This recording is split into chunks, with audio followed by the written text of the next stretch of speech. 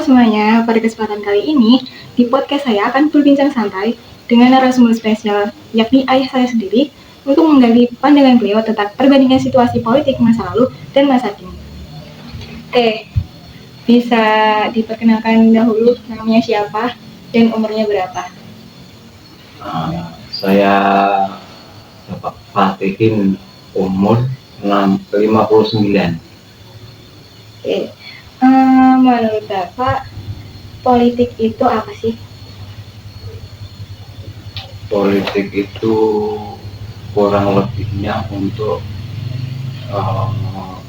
memajukan suatu negara atau memajukan teraturnya aturan negara supaya menjadi tertib aman di dalam perekonomian maupun perdagangan dan keamanan suatu negara. Lalu kalau pada zaman dulu tuh politik tuh sering dibicarakan sehari-hari atau enggak? Pas zaman dulu berapa? Ya enggak dibicarakan sehari-hari, ada waktu tertentu, momen-momen tertentu untuk membahas sebuah politik, suatu politik tatanan negara. Terus tokoh pada zaman dulu tuh siapa? Presiden. Tokohnya tuh banyak sekali, terutama beliau Bapak Soekarno yang menjadi Presiden Republik Indonesia pertama kali, Bung Hatta, Jenderal Soeharto, Gus Dur, Habibie, Bapak Habibie, dan banyak lagi yang lainnya, Bapak Wiranto. Banyak sekali pada waktu itu munculnya orde baru gitu. Terus pas Bapak menanginya tokoh siapa? Siapa aja? Dari siapa? Dari Bapak Insinyur Soekarno menjadi presiden pertama kali, menjadi Presiden Republik Indonesia, tapi waktu itu saya masih usia dini atau masih kecil sekali, belum tahu di dunia politik sama sekali. Kalau udah besar, tahunya siapa? Menanginya siapa? Munculnya orde baru sampai tumbangnya orde baru, munculnya demokrasi sampai sekarang ini. Terus gaya kepemimpinannya tuh kayak gimana? Patriarki atau ya pokoknya tuh gaya kepemimpinannya siapa gitu, siapa dulu, terus gayanya tuh kayak apa? Gaya kepemimpinannya beliau Insinyur Soekarno itu sangat bijaksana sekali. Terus dilanjutkan sama bapak beliau, Bapak Soeharto juga begitu bagus. Beliau sangat memikirkan kesejahteraan rakyat, kemakmuran rakyat dalam sandang pangan. Pada waktu itu tahun 80-an itu sama sukses sekali menganut kemakmuran rakyat Indonesia. Terus paling lama kepemimpinan siapa? Pada saat itu pimpinan yang paling lama itu beliau Bapak Soeharto gitu. Kok bisa lama? Karena sebuah politik pakai cara pendekatan kepada rakyatnya itu sangat bagus, sangat merakyat dan memperhatikan kemakmuran kesejahteraan rakyatnya gitu. Tapi kan pada masa itu juga ada peristiwa kerusuhan toh, Mei 1998 toh. Itu kan orde baru dan kepemimpinan Pak Harto kan. Nah itu kan terus lengser kan. Iya. Nah itu Bapak tahu nggak dari lengsernya beliau? Ya sangat tahu waktu itu situasinya mungkin ada sesuatu yang ingin menggantikan secara paksa kepemimpinan beliau Bapak Insinyur Soeharto pada waktu itu, ditumpanginya politik-politik tertentu, istilahnya mau menggulingkan. Maka daripada itu beliau sangat legowo untuk mengundurkan diri biar digantikan sama pemimpin yang lain gitu. Oke, terus suasana, situasi, kondisi pada zaman dulu tuh politiknya tuh kayak gimana? Aman, tegang, atau terbuka atau gimana? Dominan sekali, sangat sangat ya aman sekali sih. Yang dari pimpinan itu tidak begitu menekan, yang menekan itu malah di bawah-bawahnya itu. Sangat aman, kondusif, dan sangat tertib sekali dibandingkan sekarang gitu. Oke, terus kalau dulu tuh peran media itu tuh aktif nggak sih? Kayak peran media kan dulu TV ya maksudnya, atau media berita-berita tuh maksudnya koran kayak gitu. Nah itu tuh penyebarannya kayak gimana? Masif nggak? Sangat aktif sekali, sangat antusias sekali waktu itu. Waktu Orde Baru itu media elektronik maupun dunia radio dan media surat kabar itu sangat antusias, sangat aktif sekali. Nggak seperti sekarang. Kenapa? Ya mungkin tergerusnya zaman, tergerusnya modernisasi dari dulu, zaman sekarang dibandingkan zaman dulu. Oke, lalu perbedaan dengan situasi politik saat ini itu kan sekarang kepemimpinannya Prabowo sama Gibran. Iya. Nah itu menurut Bapak itu seperti apa? Dari gaya kepemimpinannya juga. Kira-kira tanggapan Bapak kayak gimana? Sementara ini karena baru belum ada 1 tahun, kelihatannya bagus, tapi nggak tahu kelanjutannya sampai 5 tahun ke depan.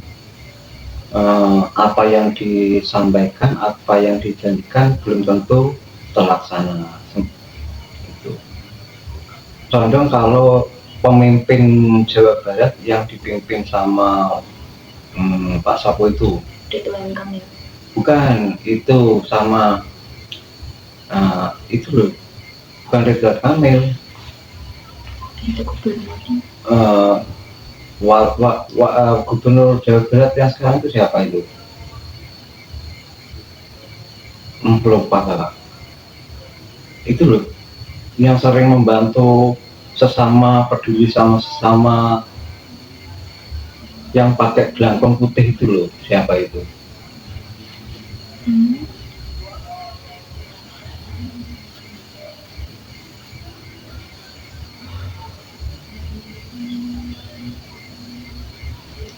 Deddy Mulyadi. Oh iya, Gubernur Jawa Barat Bapak Deddy Mulyadi itu sangat bagus. Kalaupun presidennya seperti beliau, bahkan mungkin kemajuan perekonomian, perdagangan, dan kemakmuran negara Indonesia itu mungkin lebih bagus, lebih kedepannya lebih maju. Kalau pemimpin sebelumnya Pak Jokowi sendiri, menurut Bapak? Sangat bagus sih, kurang bagus kalau penilaian saya ya. Pak Jokowi itu hanya, kalau saya membuat statement atau apa ya, biar disegani sama rakyatnya, seakan-akan beliau membuat statement atau langkah-langkah untuk disegani atau disukai sama rakyatnya, padahal belum tentu sebenarnya. Kalau situasi kondisi suasana politik zaman sekarang sama dulu perbedaannya ada nggak? Ya banyak sekali. Waktu Orde Baru pemerintahan komplit dari MA, dari DPR, bahkan MPR pun itu pasti ada, karena untuk memantau atau mengontrol suatu negara dalam kondisi apapun negara itu bisa terkontrol dengan adanya MPR. Dan sekarang sama sekali tidak ada MPR, makanya sekarang sedikit acak-acakan. Kalau menurut pribadi saya itu sedikit agak kacau, karena negara tidak ada yang mengontrol dan tidak ada yang mengoreksi sesuatu undang-undang atau apapun. Makanya setelah Orde Baru tumbang, muncullah demokrasi. Ternyata seakan-akan malah digunakan kesempatan seorang pemimpin atau apapun namanya, terus menjadikan koruptor besar-besaran. Sekarang bisa dibaca di media elektronik, di televisi itu, rakyat kecil agak ditindas, tapi yang pejabat atau apapun korupsinya luar biasa, bahkan tidak ditindaklanjuti, bahkan tidak ditindak semestinya menurut undang-undang negara Indonesia. Berarti beda banget ya? Ya, tapi kalau beda. Dulu tuh korupsi juga banyak nggak? Korupsi itu ada, cuman terkontrol sama pemerintahan pusat. Waktu kepemimpinan beliau Jenderal Soeharto itu, ya ada sih, ada, tapi nggak ada yang mencuat. Terus dari segi ekonomi, dari segi pertanian sangat maju, dari perdagangan mudah dikendalikan oleh beliau Bapak Jenderal Soeharto. Beda sama sekarang, kayaknya sebuah perdagangan atau wira swasta itu, kalau sistem perdagangan kayak bikin harga sendiri-sendiri, sulit untuk dikontrol, sulit untuk jauh berbeda sama waktu kepemimpinan beliau Bapak Soeharto. Oke. Kalau ada nggak sih pemimpin yang disegani dari dulu sampai sekarang? Paling disegani? Ya semua sama aja. Ya beda, ada yang paling disegani itu, kalau menurut Bapak itu Bapak Jenderal Soeharto itu paling disegani dan disanjung semua rakyat Indonesia gitu, sesuai dengan kenyataan yang dia pimpin. Karena itu juga dia bisa memimpin lama gitu. Iya, di samping itu dia juga bisa memimpin lebih dari 30 tahun. Jarang ada presiden yang bisa memimpin selama puluhan tahun. Bahkan yang lainnya itu cuma ambisi untuk untuk sebuah jabatan atau apapun. Beda sama beliau Bapak Soeharto. Kalau zaman dulu sama sekarang ruang berpendapat menyuarakan dari rakyatnya tuh beda atau gimana? Ya jelas beda. Dari Pak Soeharto terus lengser, terus digantikan sama beliau Bapak B.J. Habibie. Terus setelah itu beliau Bapak Susilo Bambang Yudhoyono, terus beliau Bapak Gus Dur, terus Ibu Megawati. Semua itu sangat berbeda-beda. Kalau suara rakyat tuh didengar pemimpin nggak sih sebenarnya? Dari segala pemimpin dari zaman dulu sampai sekarang, kira-kira tuh suara yang didengar itu pemimpin siapa yang mendengar rakyatnya gitu? Satu, beliau Bapak Jenderal Soeharto, Bapak Jenderal Soekarno, Bapak Gus Dur sama beliau Bapak Jenderal Prabowo Subianto. Terus Bapak ngerasa nggak sih zaman sekarang tuh lebih demokratis? Terus merasa nggak politik itu membawa dampak positif? Kira-kira dampak positif sama negatif apa yang dirasakan setiap kepemimpinan dari zaman dulu sama sekarang?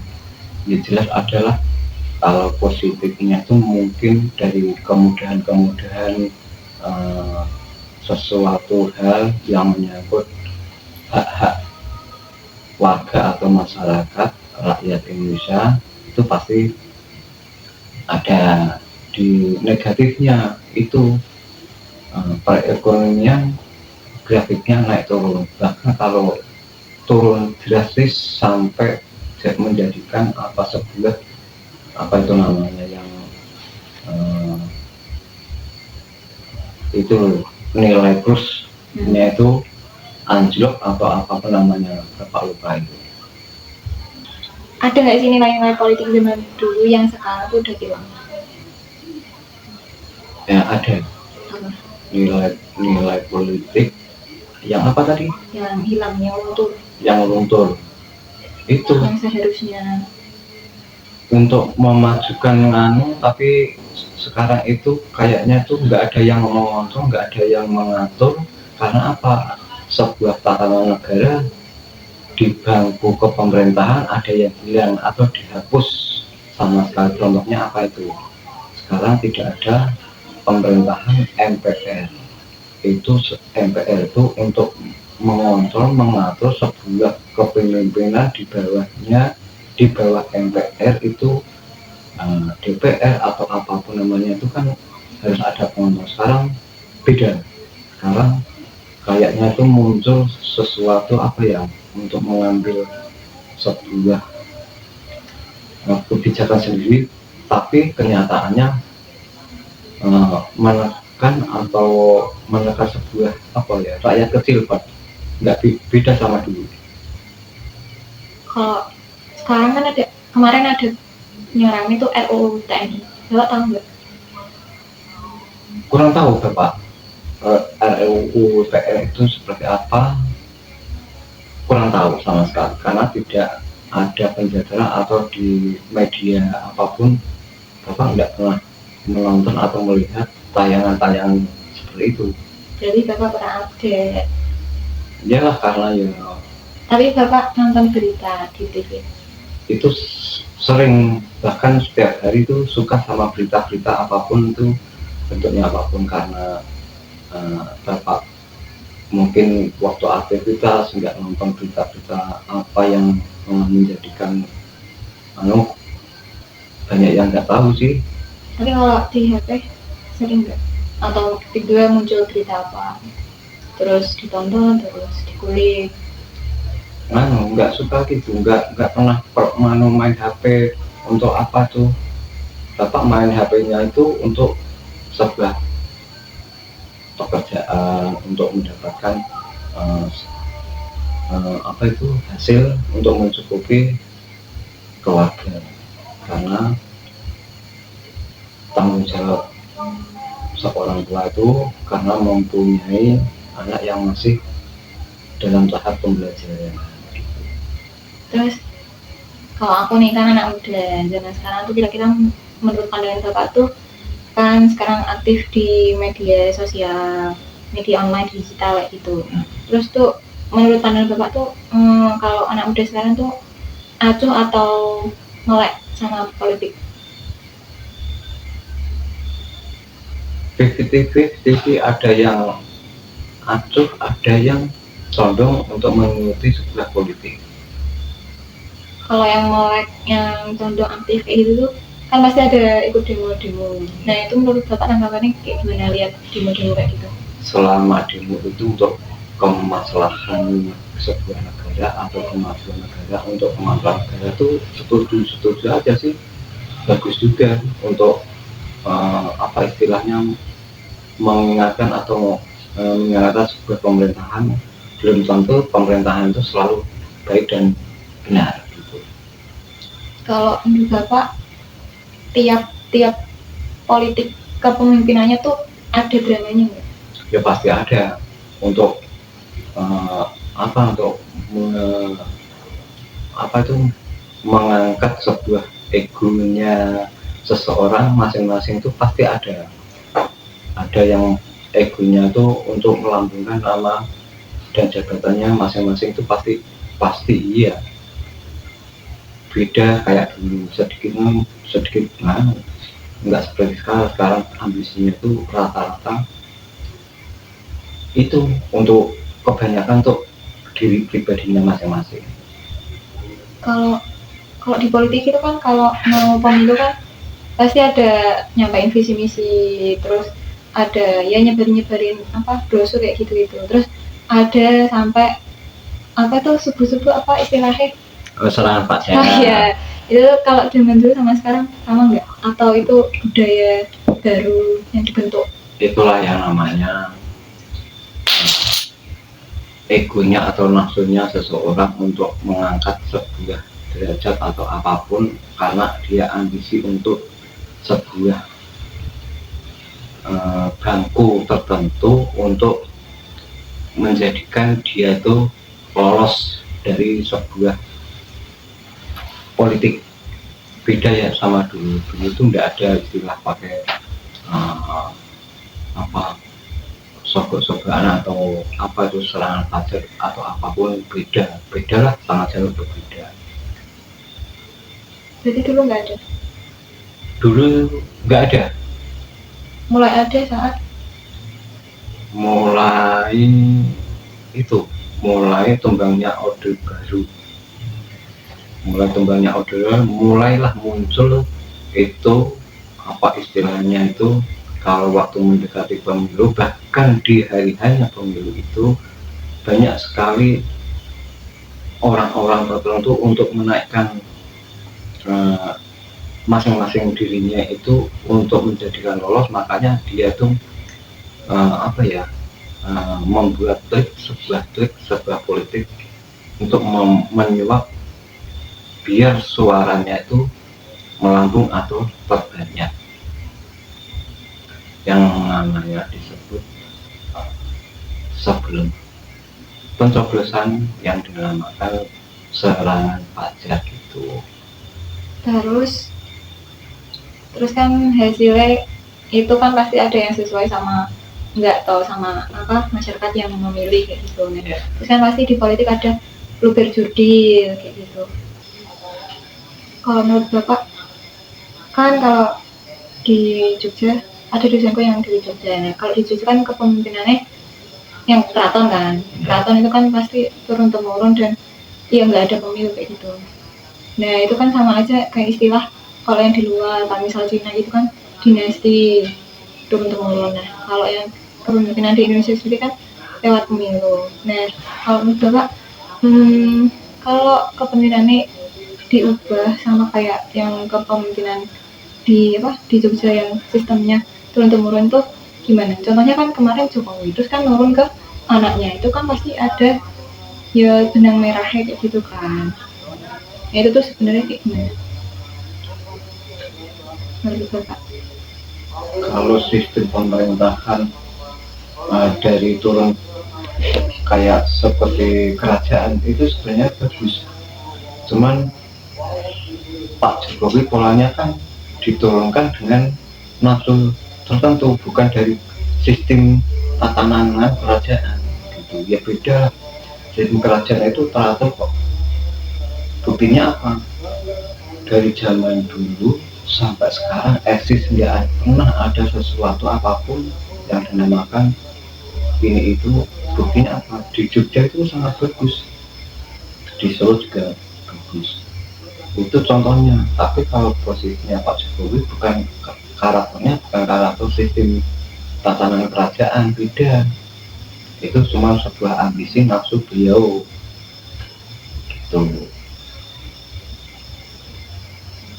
Tapi Bapak setelah terpilih presiden yang sekarang gimana? Yes. Menyesal atau misal mungkin milih, atau kan ada tuh orang-orang yang komen kan yang kepilih nomor 2, terus misal dia ternyata dulu milihnya nomor 1 atau nomor 3. Itu tuh komennya tuh kayak ternyata nggak milih pun kena imbasnya ya mungkin dari apa ya tadi yang udah aku tanyain tau apa pengaruh dari kepemimpinan ke kehidupan sehari-harinya gitu.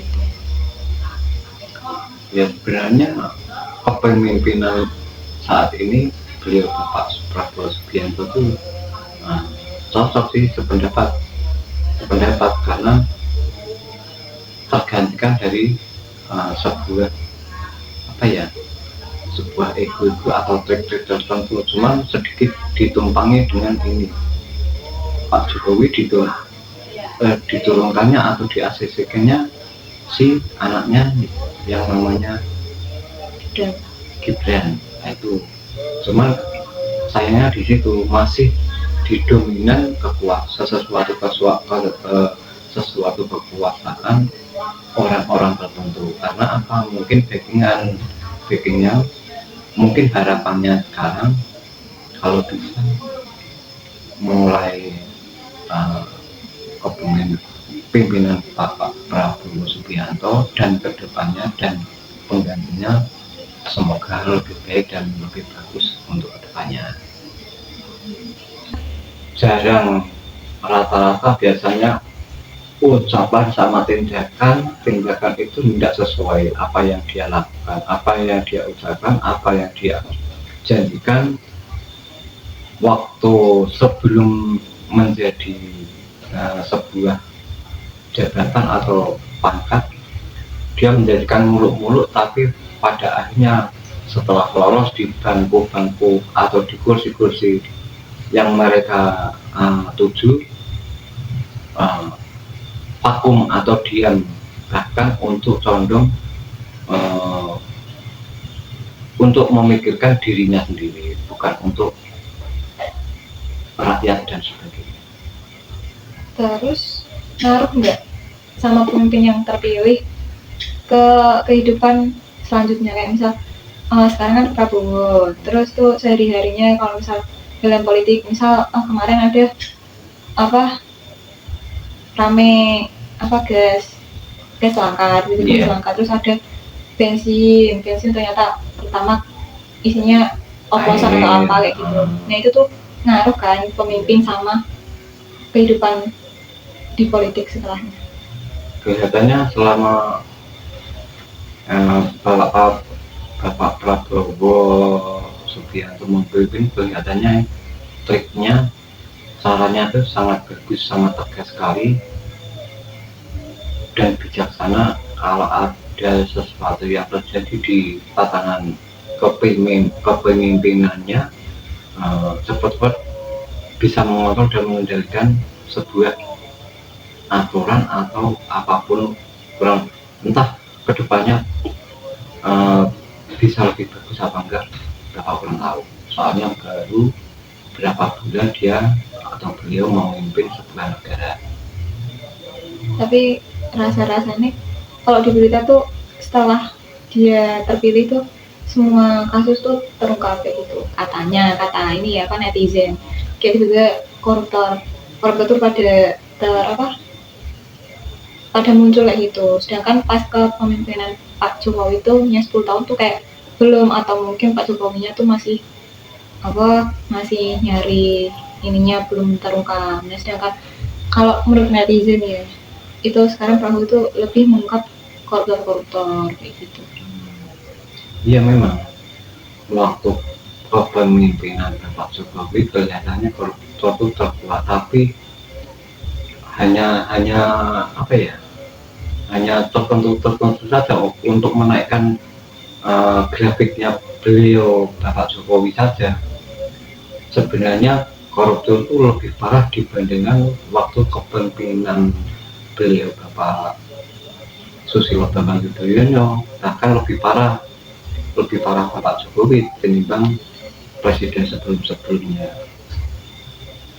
Kelihatannya mata rantai korupsi itu paling mencolok itu aslinya di dalam kepemimpinan beliau Bapak Jokowi. Cuman kayaknya sebagian banyak ditutup-tutupi atau apa gitu. Tapi kalau sepengetahuanku pas zamannya Pak Harto tuh kan kalau senyum tuh katanya serem ya, ada tandanya kalau Pak Harto senyum tuh ada arti lain kayak gitu. Terus katanya hati-hati nanti tinggal nama atau apa, itu beneran ya atau itu kenapa kok bisa kayak gitu? Sebenarnya enggak juga sih. Senyumnya beliau Bapak Soeharto, senyumnya itu apa ya, sangat sangat sangat gimana gitu ya. Beliau itu disegani, ditakuti semua di kalangan negara-negara lain. Sangat bagus kepemimpinan beliau, dibuktikan dengan program-program terutama pertanian,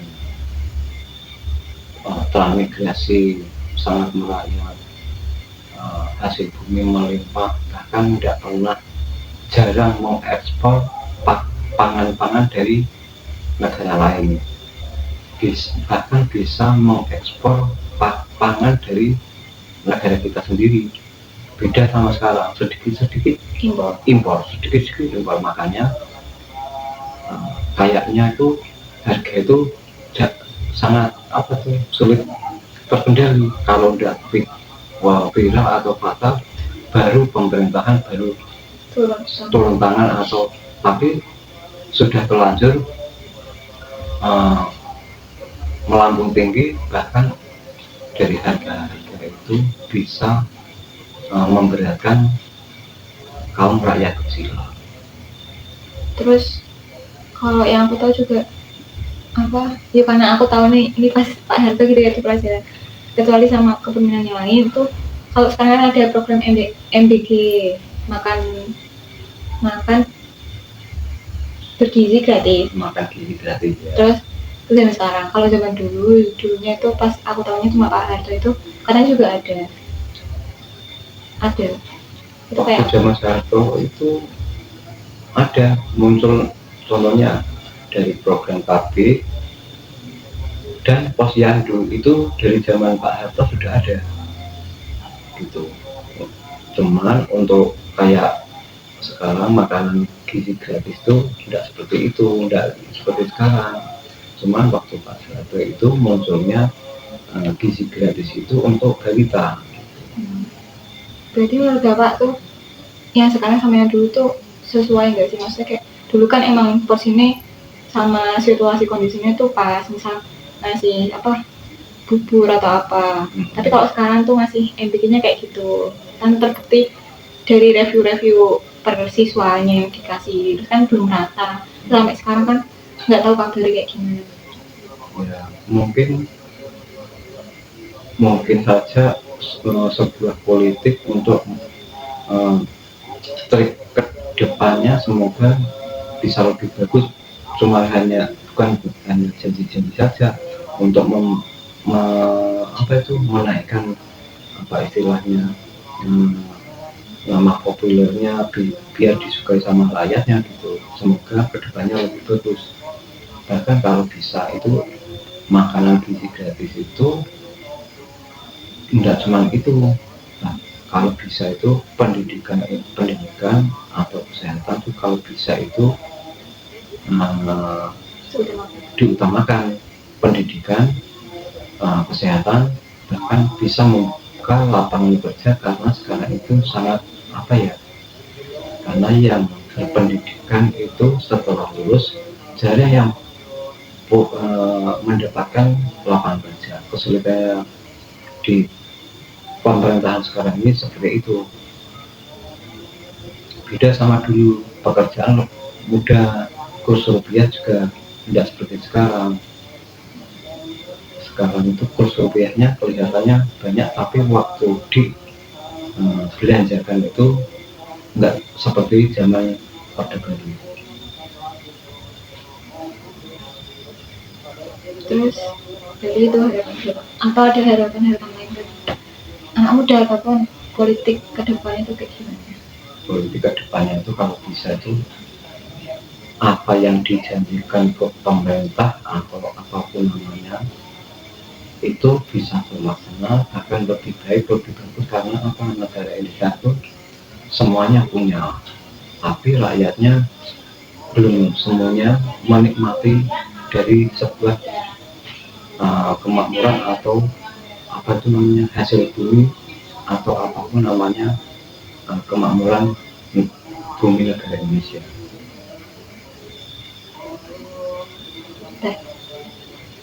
Ada lagi?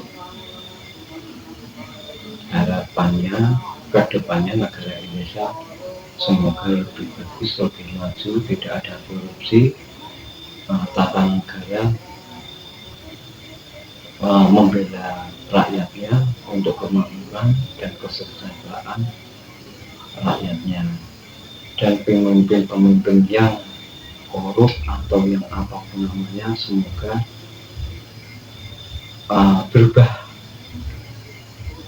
Kalau rakyat kecil nggak ada yang membela, semoga kedepannya rakyat bisa dibela atau didukung oleh pemerintahan. Semoga ke depan pemerintah memikirkan pendidikan anak-anak dari tingkatan SD sampai perguruan. Semoga anak-anak yang mengikuti jenjang pembelajaran di tingkat SMP, SMA sampai perguruan, semoga biayanya diringankan atau dimudahkan, bahkan kalau bisa gratis gitu. Tapi kan emang sebenarnya SMP SMA gratis. Ya, sekarang sudah ada pembenahan dan perbaikan dan kemudahan. Semoga kedepannya bahkan lebih bagus dari segi apapun. Pendidikan itu lebih utama untuk memajukan sebuah negara, karena tulang punggung sesuatu negara itu di tangan anak-anak bangsa. Maju mundurnya negara itu di tangan anak-anak bangsa. Amin. Oke, terima kasih banyak atas waktu dan kesempatan Bapak sudah mau berbagi cerita dan pandangan yang sangat menambah wawasanku dari tanggapan Bapak, dan semoga yang nonton bisa belajar dari pengalaman masa lalu dan masa depan dan masa kini untuk masa depan. Terima kasih banyak. Sama-sama anakku.